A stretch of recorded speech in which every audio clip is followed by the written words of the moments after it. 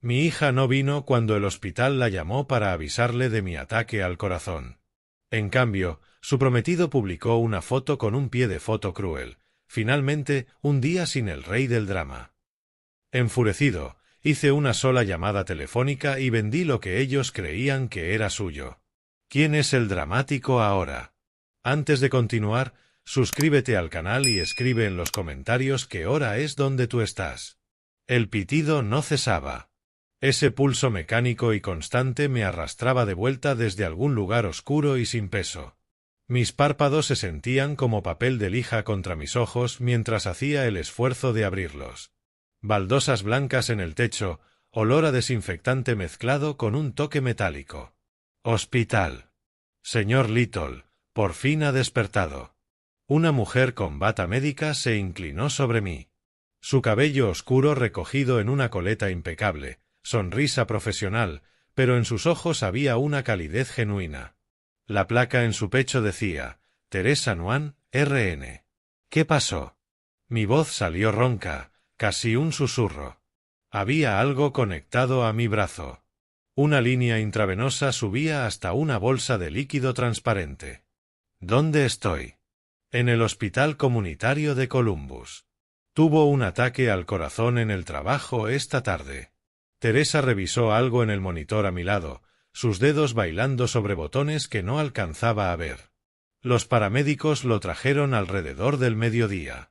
Ha estado inconsciente unas 2 horas. Ataque al corazón. Las palabras me golpearon como agua helada. Intenté incorporarme, pero la mano suave de Teresa me presionó contra la cama. Tranquilo. Necesita descansar. Arrastró una silla hasta la cabecera. Llamamos a su hija, la que figura en sus contactos de emergencia. Gracias a Dios. Wendy vendría pronto, probablemente paseándose por el pasillo con ese ceño fruncido que ponía cada vez que yo apenas estornudaba. Insistiría en quedarse toda la noche, durmiendo en esas sillas incómodas que los hospitales pretenden que sirvan para los familiares. Dijo que estaba ocupada y que no podía venir. El pitido del monitor pareció saltarse un compás. ¿Qué? La compostura profesional de Teresa titubeó por un instante. Le explicamos la situación, pero comentó que tenía otros compromisos hoy. Eso es imposible. Sentí que el pecho se me apretaba, y no por el infarto. Ella no trabaja los jueves. Ese día lo dedica a limpiar la casa, a hacer la colada. Los ojos de la enfermera se suavizaron con una lástima que había visto dirigida a otros, nunca a mí. Lo siento, señor Little. A veces los familiares reaccionan de maneras distintas frente a una emergencia médica. El shock afecta a las personas de diversas formas. Shock, claro. Tenía que ser eso. Wendy estaría en casa, demasiado nerviosa para conducir. Siempre había temido a los hospitales desde que su madre murió en uno hace 3 años. Tal vez estaba llamando a Jasper, pidiéndole que la trajera. Quizás simplemente tenía miedo. ¿Podría? Señalé débilmente hacia la mesilla de noche. ¿Podría darme mi teléfono? Teresa dudó, luego abrió el cajón. Solo unos minutos. Realmente debería descansar. El teléfono se sentía más pesado de lo normal en mis manos. O quizá eran mis manos las que estaban más débiles. La pantalla mostraba 17 llamadas perdidas del trabajo, 4 de mi amigo Silus, pero ninguna de Wendy. Ni siquiera un mensaje preguntando si estaba bien. El número al que llamaron estaba actualizado, ¿verdad? El que figura en sus contactos de emergencia, respondió Teresa mientras se levantaba. Sí, era ese. Miré la foto de contacto de Wendy, ella riendo la Navidad pasada, con el suéter rojo que le había regalado. Es definitivamente su número. Volveré a revisarlo en 1 hora, señor Little. Intente descansar. Su cuerpo necesita tiempo para sanar. La puerta se cerró con un clic suave, dejándome solo con el pitido constante de las máquinas y un vacío creciente que nada tenía que ver con mi corazón enfermo. Miré de nuevo el teléfono, el pulgar flotando sobre el nombre de Wendy. Siempre contestaba en el segundo timbre. Siempre. Quizás el hospital había llamado al número equivocado. Quizás era un error del sistema. Quizás. Presioné llamar. Mi dedo tembló al tocar su nombre en la pantalla. El suero tiró de mi brazo cuando me acomodé, un recordatorio doloroso de dónde estaba y por qué. Timbre 1, 2. Ella siempre contestaba en ese punto, con su alegre «Hola, papá». Esa frase iluminaba hasta mis peores días. Timbre 3, 4, 5. El buzón de voz se activó. Has llamado a Wendy. Deja tu mensaje y te devolveré la llamada. Wendy, soy papá. Mi voz sonaba más firme de lo que me sentía. Estoy en el hospital, Columbus Community, habitación 247. Los médicos dicen que tuve un ataque al corazón. Por favor, llámame apenas escuches esto. Colgué y volví a marcar de inmediato. El mismo resultado. Correo de voz. Esta vez no dejé mensaje. Abrí los mensajes de texto, los dedos torpes sobre la pantalla. El suero hacía todo incómodo y el pecho me dolía con cada movimiento. Tuve un ataque al corazón. Estoy en el hospital, por favor llama. Enviado. El pequeño check confirmó la entrega. Me quedé mirando, esperando esos 3 puntos que indicarían que estaba escribiendo una respuesta. Nada. Quizás tenía el teléfono en silencio. Los jueves eran días de limpieza. Siempre decía que la aspiradora era demasiado ruidosa para oír nada. Podría estar arriba, con auriculares puestos, fregando el baño mientras escuchaba uno de esos podcasts de crímenes que tanto le gustaban. Encontraría los mensajes más tarde, tal vez en 1 hora o 2, y entonces entraría en pánico y correría hacia aquí. Pero Wendy nunca ponía el teléfono en silencio durante el día. ¿Y si hay una emergencia contigo, papá? Me había dicho apenas el mes pasado, cuando le sugerí que descansara de tantas notificaciones. Escribí otro mensaje. Por favor, responde. Asustado. La palabra se veía pequeña y patética en la pantalla, pero era honesta. La envié de todos modos. Los minutos pasaban lentamente. Revisé el estado del mensaje. Entregado, pero no leído. ¿Cómo era posible? Wendy revisaba su teléfono constantemente. Jasper siempre se quejaba de eso, decía que era adicta a las redes sociales y que no podía dejarlo ni 5 minutos. El pecho volvió a apretarse y el pitido del monitor se aceleró. Me obligué a respirar despacio, como el cardiólogo me había enseñado años atrás en mi primer susto. Solo ansiedad, normal después de un infarto. Revisé mis contactos buscando a alguien más a quien llamar. Silus vendría, pero probablemente estaba en una visita inmobiliaria. Mi vecina Jacqueline estaría aquí en 10 minutos si se lo pedía, pero querría saber primero por qué mi propia hija no había venido. Quizás podía llamar directamente a Jasper. Tal vez él sabía dónde estaba Wendy, quizá tendría una explicación más lógica. Pero algo me detuvo. Si Wendy no respondía a mis llamadas, tenía que haber una razón. Y preguntar a su prometido por su paradero me parecía cruzar una línea invisible. Abrí Facebook. Wendy lo publicaba todo allí, lo que desayunaba, fotos del gato, quejas sobre el clima. Si estuviera pasando por alguna crisis que le impidiera contestar, seguramente lo habría compartido. Su última publicación era del martes, una foto de lasaña casera con el texto probando una nueva receta. 37 me gusta, incluido el mío. Nada desde entonces. Ninguna publicación sobre emergencias, ningún estado sobre estar ocupada o problemas con el teléfono. Su perfil estaba como siempre, salvo por un silencio extraño en los últimos 2 días. Entonces revisé el perfil de Jasper, cosa que casi nunca hacía. Sus publicaciones solían ser memes sarcásticos o quejas de clientes, pero quizá había puesto algo que explicara por qué Wendy no venía al hospital. Su publicación más reciente era de hace 2 horas. La hora exacta me heló la sangre, 1:47 de la tarde, justo el momento en que los paramédicos me subían a la ambulancia, mientras mis compañeros de trabajo observaban desde el estacionamiento. La foto mostraba 2 copas de cóctel sobre lo que parecía su encimera. Bebidas decoradas con pequeñas sombrillas, del tipo que Wendy pedía cuando salíamos a celebrar su cumpleaños.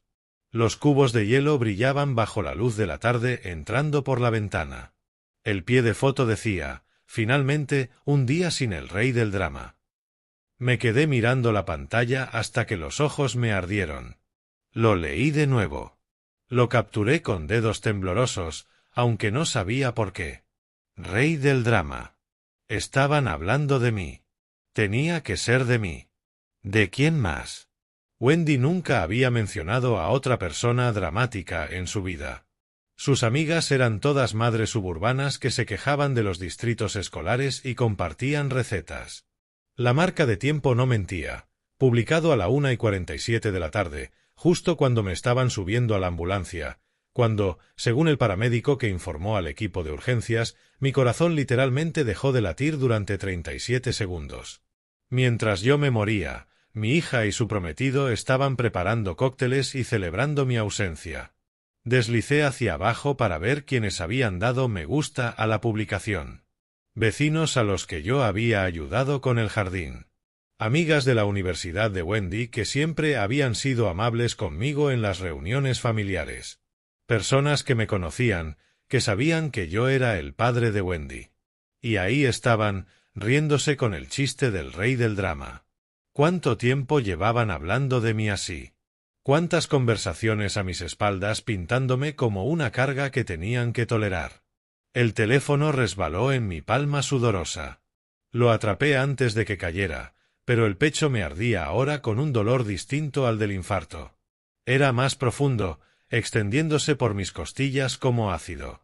El hospital había llamado a Wendy, le había dicho que yo había tenido un ataque al corazón, que estaba inconsciente, que su padre podía morir, y ella dijo que estaba ocupada, porque no lo estaba. Estaba libre. Libre para preparar cócteles y publicar chistes sobre librarse del rey del drama. Busqué la captura que había tomado y acerqué la imagen a esos emoticonos llorando de risa. Cada uno se sentía como una bofetada. Wendy me había enseñado a usar emojis. Se pasó 20 minutos el año pasado explicándome qué significaba cada uno. La carita llorando de la risa es cuando algo es muy, muy gracioso, papá. Muy, muy gracioso. Mi ataque al corazón era muy, muy gracioso. Pensé en todas las veces que los había ayudado. El enganche de su casa, $15,000 de mis ahorros de jubilación. Las reparaciones del coche que pagué cuando el trabajo freelance de Jasper se vino abajo el invierno pasado. Las compras semanales cuando a Wendy le dolía la espalda. Las incontables veces que dejé todo cuando me llamaban. Papá, ¿puedes cuidar al gato mientras estamos fuera? Papá, el fregadero pierde agua. ¿Puedes arreglarlo? Papá, este mes vamos justos con la luz. Y yo lo hacía con gusto, porque eso hacen los padres. Eso significa familia. Pero, al parecer, para ellos yo era solo un rey del drama. Alguien cuyo problema médico era una molestia, alguien cuya experiencia cercana a la muerte era motivo de celebración. Las copas de la foto parecían caras, probablemente compradas con el dinero que les presté para comestibles el mes pasado. Me quedé mirando la publicación hasta que las palabras se difuminaron, hasta que el sol de la tarde que entraba por la ventana de mi habitación de hospital me pareció tan frío como el invierno. Rey del drama. Por fin, un día sin el rey del drama. El monitor junto a mi cama registraba el aumento de mi frecuencia cardíaca, pero apenas escuchaba sus pitidos de alarma. Solo oía el eco de palabras que nunca debí ver. La verdad que nunca pensaron que conocería. No iban a venir. Ninguno de los dos. Y, por primera vez en mis 68 años, me sentí completamente, absolutamente solo. Rey del drama. Las palabras retumbaban en mi cabeza como un diagnóstico del que no podía librarme. Dejé el teléfono en la mesita de la cama, mirando cómo mi mano temblaba por algo más que la medicación. El tubo del suero se balanceaba con cada movimiento, un recordatorio de plástico de lo frágil que se había vuelto todo. ¿Cuándo fue la última vez que Wendy me llamó solo para saber cómo estaba? No para pedir dinero, no por alguna crisis que exigiera mi atención inmediata o mi cartera, solo para preguntar cómo me sentía. No podía recordarlo. El pitido del monitor parecía más fuerte ahora, acompasado con recuerdos que yo había sido demasiado ingenuo para conectar. Hace 6 meses, la voz de Wendy al teléfono, espesa por las lágrimas. Papá, vamos atrasados con la renta. El casero dice que tenemos 3 días o nos echa. Sé que es mucho pedir, pero eres la única familia que nos queda.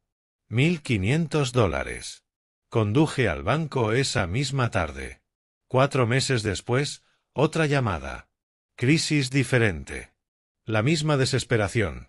Jasper consiguió un proyecto increíble, pero el cliente no paga hasta que se termine. Ni siquiera podemos comprar comida. ¿Podrías ayudarnos? Solo hasta que entre el dinero. $800 para comestibles que duraron exactamente lo que duran los comestibles cada mes. Se me secó la garganta. Alcancé el vaso de agua junto a la cama, notando lo extraño del plástico en los labios. Todo en este lugar resultaba ajeno, estéril, diseñado para emergencias. Como las emergencias que traían a mi hija a mi puerta con frecuencia creciente. Lo entiendes, ¿verdad, papá? Mamá siempre decía, la familia es primero. Esa fue de hace 2 meses.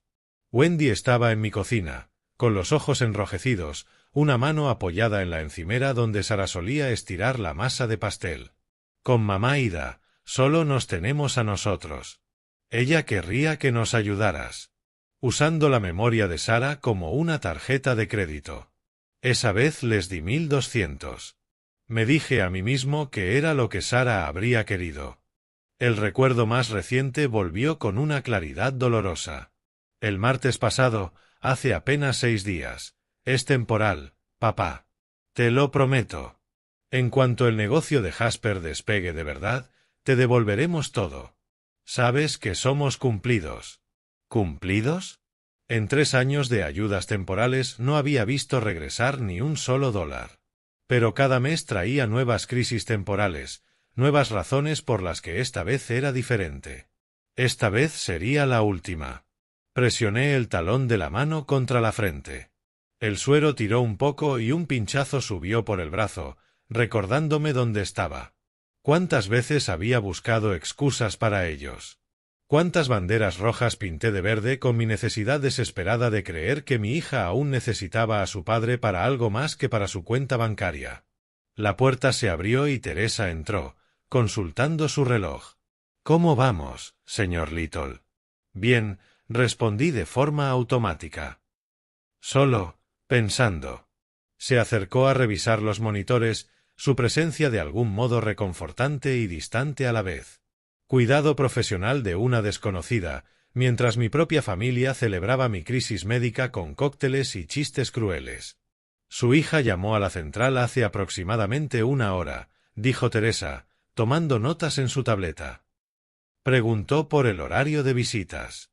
Mi ritmo cardíaco se disparó y el monitor me delató con pitidos más rápidos. ¿Qué le dijo? Que estaba descansando pero estable. Pareció aliviada. Teresa me miró con esos ojos amables que han dado demasiadas malas noticias a demasiadas familias. Probablemente venga mañana. ¿Mañana? Vendría a interpretar el papel de hija preocupada, haría todas las preguntas correctas. Quizá incluso traería flores. Las mismas flores que, de una manera u otra, acabaría pagando yo. Pensé en el bote de café de mi cocina, donde guardaba efectivo para emergencias. ¿Habría cogido de ahí también? La llave de repuesto que le di era para emergencias, le dije. Emergencias médicas, desastres en casa, momentos en que realmente necesitara a su padre, no para irse de compras mientras yo luchaba por mi vida. La revelación me golpeó como un segundo infarto. Necesitaba ir a casa. Necesitaba ver qué más se había llevado, que otras violaciones habían ocurrido mientras yo estaba inconsciente. Porque si se sentía con la libertad de celebrar mi hospitalización, ¿de qué más se habría sentido con la libertad de apropiarse? Teresa terminó de revisar y se dirigió a la puerta. Intente descansar, señor Little. Mañana será un día ocupado con el papeleo de alta. Alta. Casa. Esperé a que sus pasos se perdieran por el pasillo, luego alcancé el cajón donde habían guardado mi billetera y mis llaves. El taxi me dejó en la acera poco antes de las 10 de la mañana siguiente. Mi casa se veía exactamente igual por fuera, las contraventanas azules descoloridas, el mismo buzón ladeado hacia la izquierda, la misma grieta en el camino de entrada que llevaba meses prometiéndome arreglar. Pero algo se sintió distinto en cuanto giré la llave en la cerradura. El aire dentro tenía un rastro tenue de perfume que no era mío. El perfume de Wendy, ese caro que no podía permitirse pero que, de algún modo, siempre llevaba. Dejé las llaves en la mesita del recibidor, el mismo lugar que llevaba usando 23 años, y escuché. La casa se sentía vacía ahora, pero no lo había estado ayer. Alguien había estado aquí, moviéndose por mi espacio, tocando mis cosas. El salón parecía normal a primera vista. La misma butaca de cuero gastado donde veo las noticias de la noche. La misma pila de revistas de ingeniería en la mesa de centro. Pero la colección de monedas antiguas que guardaba detrás de los libros de historia de la Segunda Guerra Mundial había desaparecido. 3 generaciones de monedas raras, incluida un centavo de 1909 que mi abuelo me dio cuando tenía 12 años. Las piernas me flaquearon. No supe si por el infarto o por el hallazgo. Fui a la cocina apoyándome en la pared. El bote de café estaba en su estante habitual, pero colocado 3 pulgadas a la izquierda de donde yo siempre lo dejaba. Abrí la tapa con los dedos temblorosos. Faltaban 200 de los $400 que guardaba para emergencias. Se había llevado exactamente la mitad, quizá pensando que no me daría cuenta. O quizá no le importaba si me daba cuenta. Saqué el teléfono y tomé una foto de la posición del bote, luego otra del hueco detrás de los libros. Evidencia. El instinto del ingeniero, documentar el problema antes de resolverlo. La puerta del despacho estaba entornada. Yo nunca la dejaba entornada. La empujé y fui directo al escritorio, donde guardaba papeles importantes en el cajón inferior. El cajón no estaba bien cerrado, otro detalle que jamás habría pasado por alto en circunstancias normales. Dentro, mis archivos habían sido hurgados con la eficiencia despreocupada de alguien que sabía exactamente dónde buscar. Actas de nacimiento, pólizas de seguro. Los estados de inversión estaban todos allí, pero desordenados, revisados, evaluados. Había estado buscando algo. La pregunta era si lo había encontrado. El reloj de mi padre había desaparecido de mi cómoda. El Omega que usó todos los días durante 40 años, el que se quitó de la muñeca y puso en mi mano el día antes de morir. Cuida de esto, hijo, y cuida de tu madre. Me dejé caer pesadamente sobre la cama, el colchón crujiendo bajo mi peso. A ojos de cualquiera no valdría más de $300 en una casa de empeños, pero para mí era invaluable, irreemplazable. Y Wendy lo sabía. Recorrí la casa de nuevo, más despacio esta vez, catalogando lo que había pasado por alto.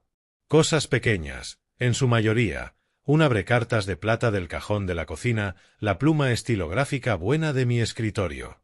El joyero de Sara había sido revisado, aunque la mayoría de las piezas seguían allí.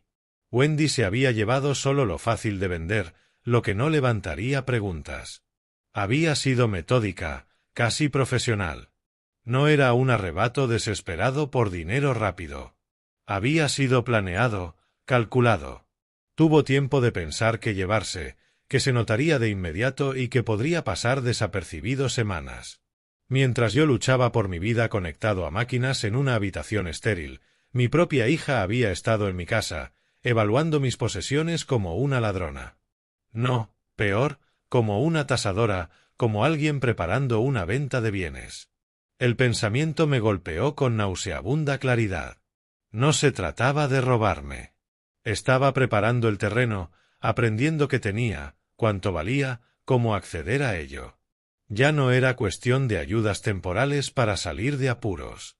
Esto era una solución permanente a sus problemas de dinero. Volví a la cocina y abrí otra vez el bote. La mitad del dinero de emergencia faltaba, pero no todo. Estaba siendo cuidadosa, midiendo cuánto podía tomar sin despertar sospechas. Pero yo ya sospechaba. Más que sospechas, tenía certezas. Tomé las llaves del coche del gancho junto a la puerta del garaje. Era hora de tener una conversación con mi hija. Hora de ver que tan bien podía mentirme a la cara cuando no sabía que yo ya conocía la verdad.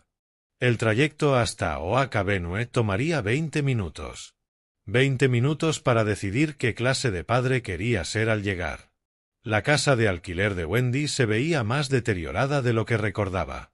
El césped del frente necesitaba un corte, los escalones del porche se hundían bajo su propio peso.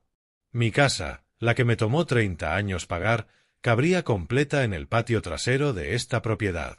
Y aún así, de algún modo, seguían necesitando mi dinero para sobrevivir. Aparqué junto a la acera y me quedé un momento dentro, escuchando el motor enfriarse con un tic-tic metálico. A través de la ventana vi movimiento. Wendy cruzaba en lo que parecía un vestido bonito. No la ropa de alguien que había pasado el día anterior en crisis por la hospitalización de su padre. La puerta se abrió antes de que yo llegara a tocar. «Papá». El rostro de Wendy se transformó en una máscara de preocupación, tan perfectamente diseñada que ayer me habría engañado. «Dios mío, ¿cómo te sientes? Lamento tanto no haber podido ir al hospital de inmediato. ¿Por qué no contestaste el teléfono? Te llamé varias veces». Se hizo a un lado para dejarme entrar, llevándose la mano al pecho con un gesto que había usado 1000 veces de niña cuando la sorprendía en una mentira. Le dije a la enfermera que mi teléfono se rompió ayer por la mañana. Se me cayó justo en el fregadero de la cocina, créelo o no. La sala estaba estrecha pero limpia, amueblada con piezas que habían visto mejores días. En una mesa pequeña en la esquina, los materiales de diseño de Jasper estaban esparcidos, aunque él no estaba. ¿Exactamente a qué hora se rompió tu teléfono? Me quedé de pie junto a la puerta, notando cómo no me ofrecía asiento ni café. Alrededor de las 10, creo. Estaba lavando los platos, ya sabes lo torpe que soy. Rió, pero sonó forzado. Me pongo muy nerviosa cuando se trata de ti, papá. Entonces sabías que estaba en el hospital, pero no viniste porque ¿se te rompió el teléfono? Bueno, no exactamente. Wendy se acercó a la ventana, acomodando las cortinas sin necesidad. La enfermera llamó a la línea fija. ¿Sabías que todavía la tenemos? Se me había olvidado.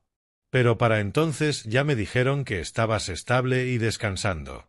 Pensé que preferirías que me ocupara de cosas prácticas aquí, en lugar de quedarme en la sala de espera preocupándome. La observé mientras hablaba, notando el leve rubor en sus mejillas, la forma en que evitaba mi mirada. ¿Desde cuándo te ocupas de cosas prácticas en lugar de preocuparte? La última vez que tuve dolores en el pecho, quisiste llamar a una ambulancia por una acidez. Eso fue distinto, respondió rápido. Ya sabes que a veces dramatizas las cosas, papá. Estoy aprendiendo a valorar las situaciones con más calma. ¿Dramatizar? Ahí estaba otra vez la palabra, la misma que Jasper había usado en su publicación. La palabra que claramente habían acordado usar si alguien preguntaba por su ausencia durante mi crisis. ¿Dónde está Jasper? Pregunté. Entrevista de trabajo en el centro. Finalmente lo llamaron de esa firma de diseño de la que te hablé. Se movió hacia la encimera de la cocina, donde vi un teléfono nuevo aún en su caja. El recibo al lado estaba fechado esa misma mañana a las 9:15. Interesante. Su teléfono supuestamente se había roto a las 10 de ayer, pero lo había reemplazado hasta hoy, convenientemente después de que pasara todo el drama hospitalario. Papá, ¿estás bien? Te ves pálido. Wendy se acercó con lo que parecía una preocupación genuina, pero en las últimas 24 horas había aprendido a desconfiar de todas sus expresiones. Solo cansado. La cirugía cardíaca te deja agotado. Por supuesto que sí. Me tocó el brazo brevemente, un gesto más teatral que cariñoso. Deberías irte a descansar en lugar de andar manejando y preocupándote por todos los demás. Todos los demás. Como si yo acostumbrara a visitar a cualquiera después de una crisis médica. como si esta no fuera la primera vez que la veía desde el hospital, la primera vez que se dignaba a mirarme desde que casi muero. Quería asegurarme de que no estuvieras demasiado preocupada, dije con cuidado. Sé cómo te afectan las emergencias familiares. Lo aprecio, papá, de verdad. Pero sabes cómo soy con los hospitales. Desde que mamá dejó la frase en el aire, usando la muerte de Sara como escudo, igual que la había usado para justificar sacarme dinero. Claro, dije. Bueno, será mejor que me vaya, dejarte seguir con tu día. Un destello de alivio cruzó su rostro, apenas disimulado. Quería que me fuera. Seguramente había estado mirando el reloj desde que llegué, calculando cuánto tiempo debía mantener la actuación. Llámame si necesitas algo, dijo, acompañándome a la puerta con prisa evidente. Y papá, intenta no preocuparte tanto. Ya sabes cómo el estrés afecta a tu corazón. Me detuve en el umbral, mirándola enmarcada en la entrada. Ayer habría visto a una hija amorosa preocupada por la salud de su padre. Hoy vi algo completamente distinto. Trataré de mantener el drama al mínimo, dije. Su sonrisa titubeó apenas un instante. ¿Qué? Nada, solo algo que alguien dijo. Me giré hacia el coche, sintiendo su mirada en mi espalda hasta que la puerta se cerró con un clic suave y final. Al alejarme conduciendo, la vi en el retrovisor, ya sacando su teléfono nuevo. Probablemente le estaba escribiendo a Jasper que el viejo había caído en su historia, que la crisis había pasado. Pero la crisis apenas comenzaba. El camino de regreso a casa se sintió más largo de lo normal. Cada semáforo en rojo me daba otro momento para repasar la actuación de Wendy en mi mente. Aparqué en mi entrada y me quedé sentado varios minutos, el motor enfriándose con un golpeteo metálico, mientras observaba las sombras de la tarde alargarse sobre el césped. El pecho seguía doliendo. Ya no podía distinguir si era por el infarto o por algo más profundo. Salir del coche me exigió más esfuerzo del que debería. La medicación me hacía sentir desconectado de mi propio cuerpo, como si manejara una máquina pesada que no entendía del todo. Tropecé con las llaves en la mano, la memoria muscular guiándome hacia la puerta principal. Hiram. La voz de Jacqueline Garza cruzó la estrecha franja de césped entre nuestras entradas. Venía apurada desde su patio delantero, donde claramente había estado esperando mi regreso. A sus 50 años, Jacqueline tenía esa energía inquieta que la convertía en el servicio de noticias no oficial del vecindario. Gracias a Dios que estás bien. Cuando me enteré de lo del hospital, me preocupé muchísimo. ¿Te enteraste de eso? Me giré hacia ella, notando el brillo ansioso en sus ojos, el mismo que siempre aparecía cuando tenía información que compartir. Bueno, tu Wendy se lo ha estado contando a todo el mundo, respondió Jacqueline, y su expresión cambió levemente, como si escogiera con cuidado las palabras. Pero se la veía, no tan preocupada como esperaría de una hija. Algo frío se asentó en mi estómago. ¿Exactamente qué ha estado diciendo? Ay, cariño, no debería repetir chismes de vecindario. Miró a su alrededor, como asegurándose de que nadie escuchara, y luego se inclinó hacia mí. Ella y su esposo han estado comentando que tu corazón está fallando, que probablemente no te quede mucho tiempo. Las llaves se clavaron en mi palma de tanto apretarlas. No lo dijeron con esas palabras, pero la insinuación era clara. Y, Hiram, su voz bajó a lo que seguramente creía un susurro. Incluso han estado hablando de qué harán con esta hermosa casa cuando la hereden. Planeando cambios, hablando de venderla por el valor del terreno. Me pareció terriblemente prematuro, pero Jasper dijo algo sobre tu motorcito débil, como si fuera cuestión de cuándo, no de si ocurrirá. El mundo pareció inclinarse. Me apoyé en el marco de la puerta del coche, necesitando estabilizarme contra algo más que la debilidad física. ¿Cuándo escuchaste eso? Ayer por la mañana, en realidad. Iba a recoger el correo cuando pasaron caminando, como hacen siempre. Ya sabes lo mucho que les gusta pasear viendo las casas más bonitas. Estaban discutiendo sobre metros cuadrados y valores de propiedad, como si ya estuvieran midiendo para poner sus muebles. Ayer por la mañana. Mientras yo yacía inconsciente en una cama de hospital, luchando por mi vida, mi hija y su esposo paseaban por el vecindario planeando la venta de mi casa. Espero no haberte molestado, Hiram, añadió Jacqueline, notando mi expresión. Solo me pareció extraño el momento. Ya sabes, la mayoría de los hijos estarían concentrados en la recuperación de sus padres, no en, bueno, otras cosas. No, agradezco que me lo hayas contado. Las palabras sonaban como si vinieran de otra boca, no de la mía. Será mejor que entre y descanse. Por supuesto. Te ves exhausto, pobrecito. Avísame si necesitas algo. Compras, llevarte a alguna cita, lo que sea. Me dio una palmada en el brazo con verdadera amabilidad, sin darse cuenta de que acababa de darme el golpe final a lo que quedaba de mi relación con Wendy. Hice un gesto de despedida y caminé hacia mi puerta sin tropezar. Detrás de mí escuché los pasos de Jacqueline regresando a su jardín, probablemente ya componiendo el relato que compartiría con el siguiente vecino sobre lo pálido y sacudido que se veía Hiram Little cuando ella le dio la noticia. La llave giró fácilmente en la cerradura, pero todo lo demás se sintió terriblemente complicado. Entré en mi casa, la misma que Wendy y Jasper ya habían parcelado en sus mentes, la misma de la que hablaban vender antes de que mi cuerpo estuviera siquiera frío, y cerré la puerta tras de mí. Por primera vez desde que comenzó esta pesadilla, estaba completamente solo con el retrato completo de la traición de mi hija. Y por primera vez en mis 68 años, entendí exactamente lo que debía hacer. Esa noche, a las 8, había recorrido mi casa como un fantasma que acecha su propia vida. El sándwich de jamón en la encimera se había puesto duro, pero no tenía apetito. Cada habitación contenía pruebas de los sacrificios que hice, del amor que di, de la confianza que había sido explotada y traicionada. El retrato de Sara me sonreía desde la repisa, con la misma expresión dulce que me había acompañado durante 3 años de viudez. ¿Qué pensaría de nuestra hija ahora? ¿Qué diría de la mujer en la que Wendy se había convertido, o quizá de la que siempre fue bajo la superficie? Recordé sus palabras el día de la boda de Wendy. Es hermosa, ¿verdad? Pero, Hiram, prométeme que tendrás cuidado. A veces temo que confunda la bondad con debilidad, la generosidad con estupidez. Me reí entonces.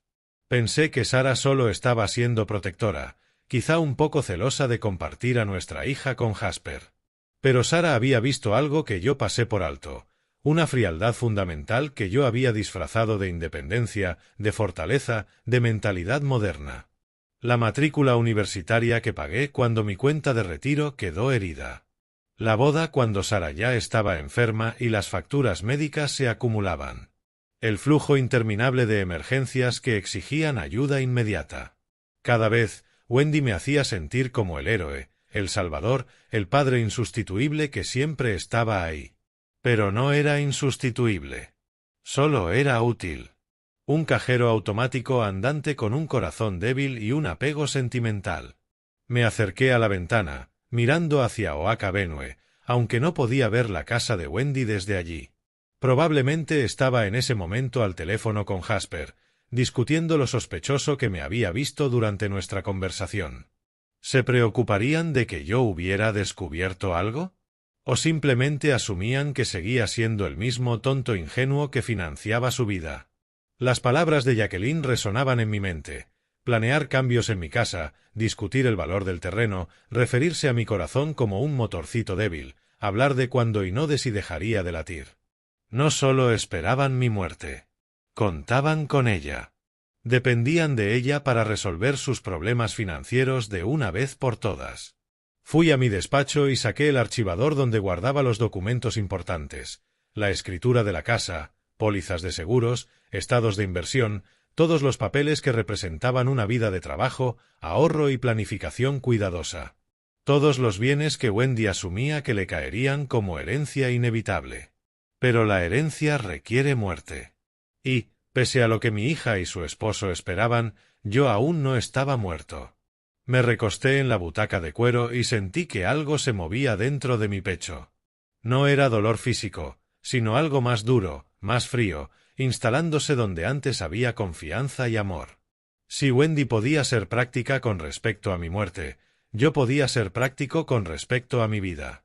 Ella me había enseñado las reglas de este nuevo juego. El dinero importa más que el amor, la planificación más que el duelo, el interés propio por encima de la lealtad familiar. Bien. Soy un buen aprendiz, sobre todo cuando la lección se parece a un problema de ingeniería.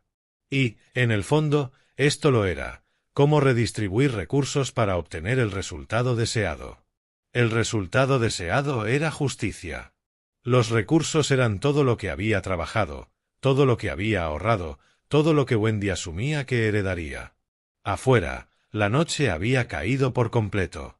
La casa se sentía distinta, menos como un hogar y más como una herramienta. La herramienta más valiosa en mi arsenal para enseñarle a mi hija que algunas suposiciones tienen un precio. Saqué mi vieja libreta de direcciones, con entradas escritas a mano y números borrosos. Allí estaba la información de Silas Burton, exactamente donde la había anotado hace 15 años, con sus números de casa y oficina. Mañana por la mañana haría una llamada que lo cambiaría todo. Esa noche dormí mejor que en años, sabiendo que, por primera vez en esta relación, sería yo quien pusiera las condiciones. Wendy quería planear mi funeral. En cambio, iba a asistir al entierro de su futuro financiero. El sábado por la mañana llegó con una claridad inesperada. Dormí 7 horas seguidas, más de lo que había logrado desde que Sara murió. Sin pesadillas, sin dolores en el pecho, solo el sueño profundo de un hombre que había dejado de luchar contra la verdad. El café me supo mejor que en días. Incluso el simple acto de untar mantequilla en la tostada me resultó significativo.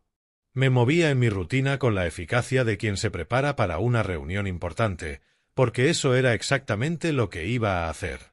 La tarjeta de negocios de Silas Burton estaba apoyada contra el azucarero, justo donde la había dejado la noche anterior. Llevaba años tratando de convencerme de vender esta casa con el mismo argumento de siempre: demasiado espacio para una sola persona, demasiado mantenimiento, demasiado dinero atado a una propiedad que podía ser liquidez y libertad. Siempre me había negado, por supuesto. Esta era la casa donde Sara y yo construimos nuestra vida, donde Wendy dio sus primeros pasos, donde las mañanas de Navidad resonaban con risas y papeles de regalo. No se venden recuerdos. Pero los recuerdos no estaban pagando los cócteles de Wendy mientras yo luchaba por mi vida. Los recuerdos no financiaban sus paseos por el vecindario calculando valores de propiedades. Los recuerdos no me protegían de la codicia de mi propia hija. A las 9 en punto marqué el número de Silas en su casa. Residencia Burton.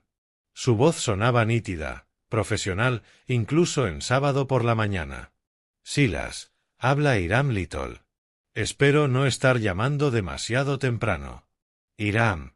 La calidez en su voz fue inmediata y genuina. Nunca es temprano para un viejo amigo. ¿Cómo te sientes? Escuché rumores de tu estancia en el hospital. Me estoy recuperando bien, gracias. De hecho, esa es parte de la razón de mi llamada.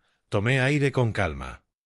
¿Recuerdas cómo llevas tiempo diciéndome que venda esta? ¿La casa? Hubo una pausa al otro lado de la línea.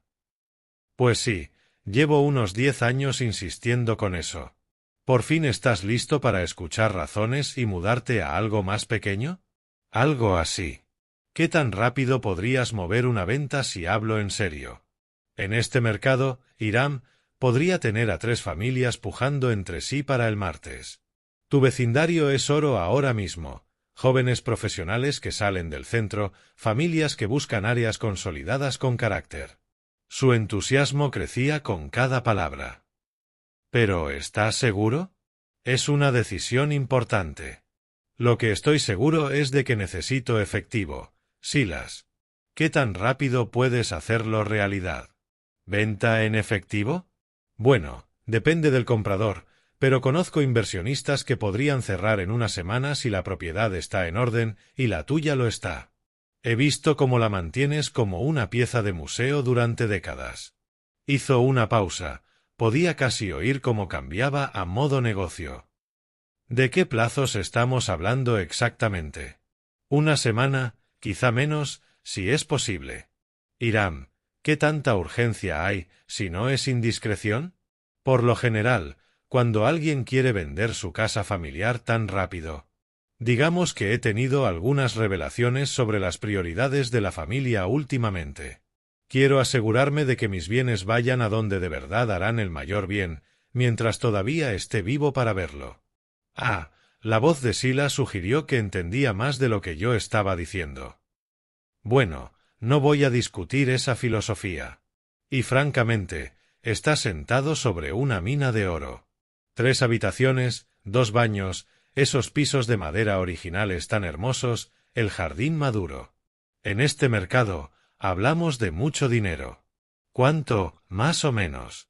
Unos 400.000, quizá 450.000 si hay guerra de ofertas. Solo el lote ya vale casi la mitad. Los desarrolladores se están llevando propiedades como la tuya. $400.000. Más que suficiente para desaparecer por completo, empezar de nuevo en algún lugar donde a Wendy jamás se le ocurriría buscar. Más que suficiente para convertir sus planes de herencia en algo teórico, no práctico. ¿Cuándo podemos empezar? Podría ir esta tarde con el papeleo. Necesitaremos fotos, una tasación profesional, quizá algunas recomendaciones de puesta en escena. Pero Hiram, una vez que lo pongamos en el mercado, no hay marcha atrás. Eso es lo que quiero. De acuerdo, amigo. Esto es emocionante. Vas a amar la libertad que viene con soltar toda esa responsabilidad. ¿Dónde piensas mudarte? Miré alrededor de mi cocina, la ventana desde donde vi a Sara cuidar el jardín, el rincón del desayuno donde Wendy comía cereal antes de la escuela. En una semana nada de eso sería mío. En una semana, la herencia de Wendy se evaporaría como la niebla matutina. Aún no lo decido, pero en algún sitio lo bastante lejos para empezar de cero. Perfecto.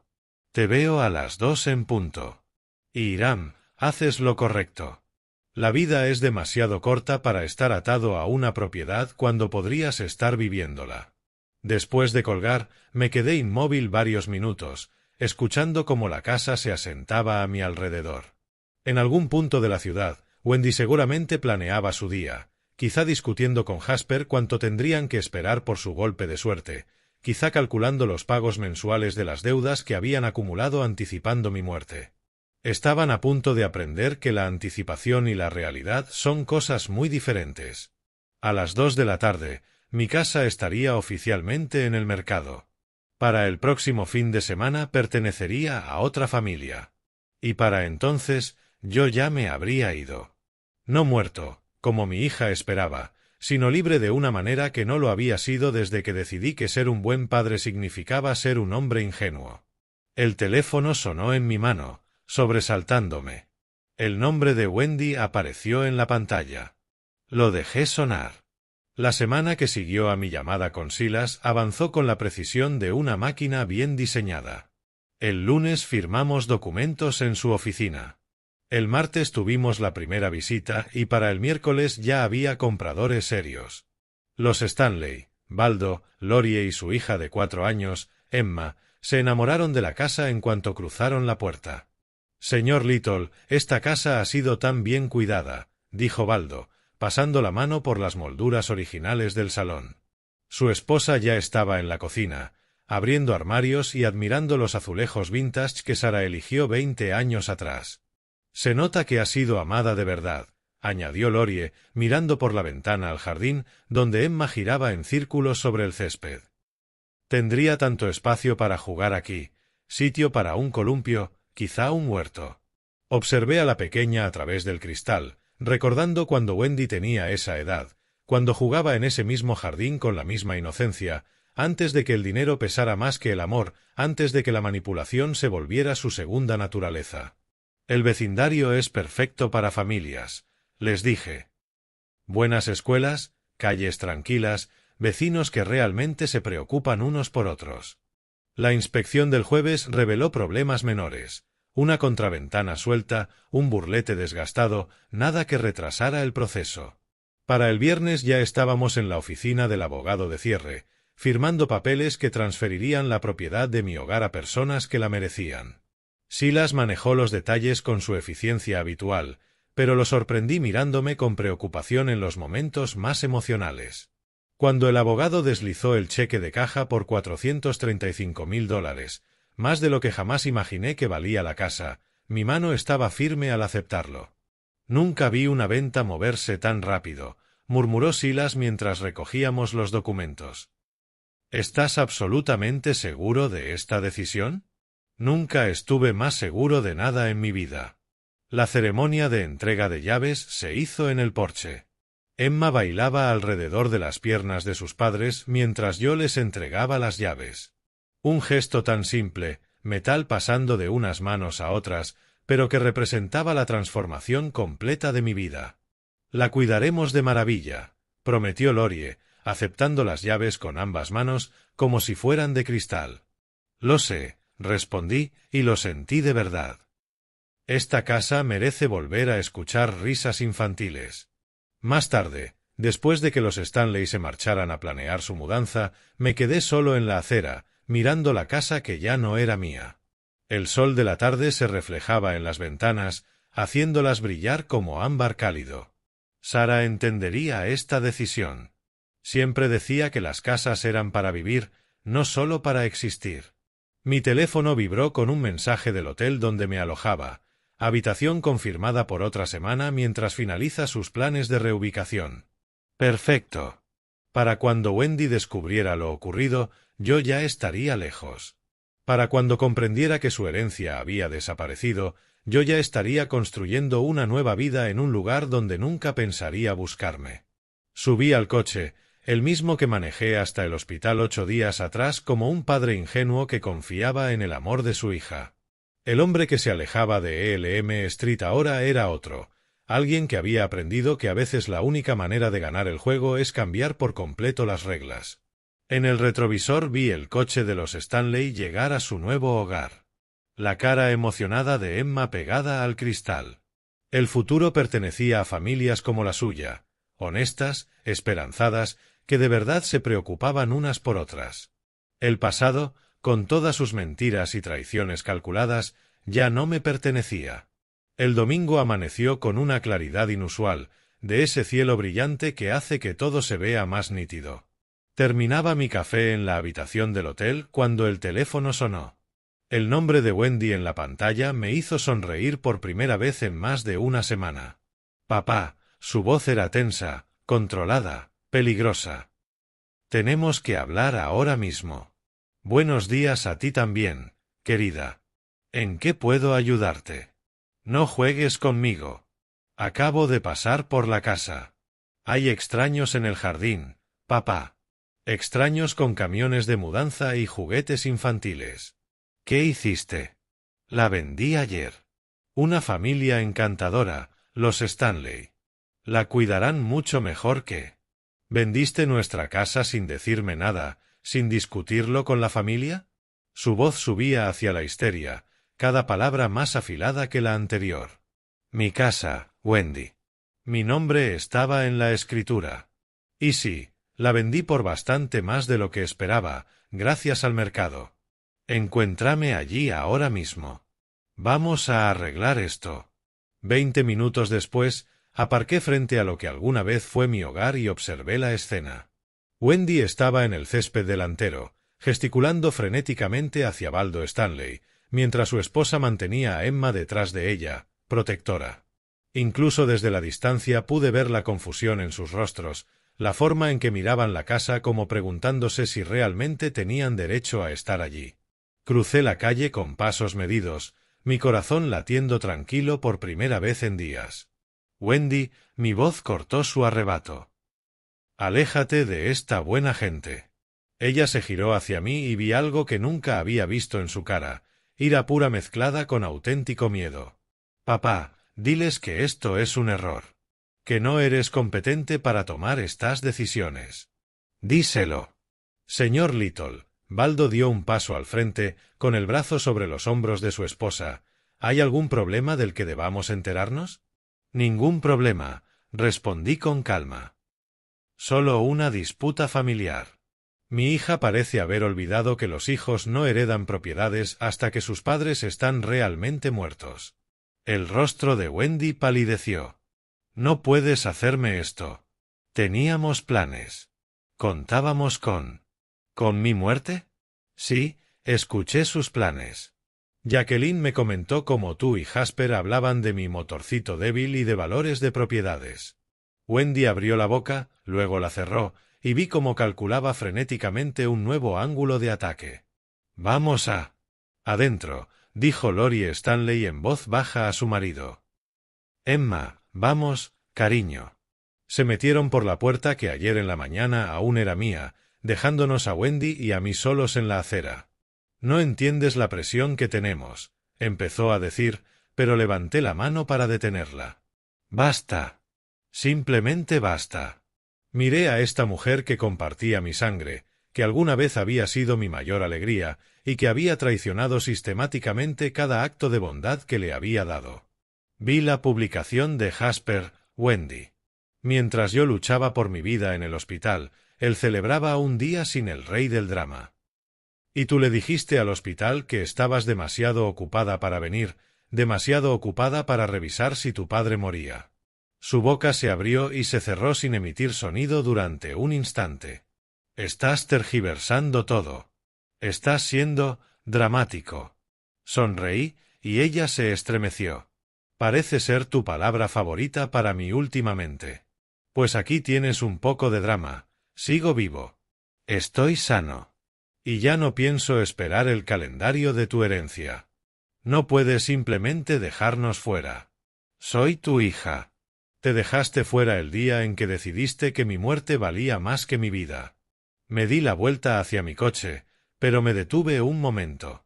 Ah, y Wendy, la próxima vez que planees el funeral de alguien, asegúrate de que esté muerto primero. Se quedó ahí, en la acera que ya no le pertenecía, frente a una casa que jamás sería suya, viéndose más pequeña e impotente de lo que nunca la había visto. Sin más manipulaciones, sin lágrimas de cocodrilo, sin chantajes emocionales usando la memoria de su madre. Solo una mujer codiciosa que apostó todo a la debilidad de su padre y perdió. Me alejé sin mirar atrás, dejándola con la tarea de explicarle a Jasper cómo su plan de herencia infalible se había evaporado bajo el sol de primavera. 3 meses después, estaba sentado en mi apartamento en Cincinnati, observando el río Ohio desde la ventana, con el café enfriándose entre mis manos, mientras pensaba en los giros extraños que puede dar la vida. El lugar era más pequeño que mi vieja casa, pero infinitamente más tranquilo, moderno, eficiente, mío por elección y no por accidente de matrimonio o paternidad. El calendario en la encimera marcaba el 15 de junio. El cumpleaños número 36 de Wendy.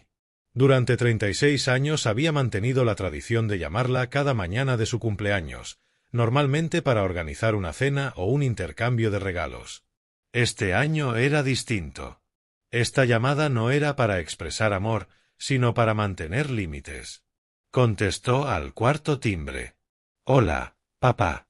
Su voz sonaba cuidadosamente neutral, casi profesional.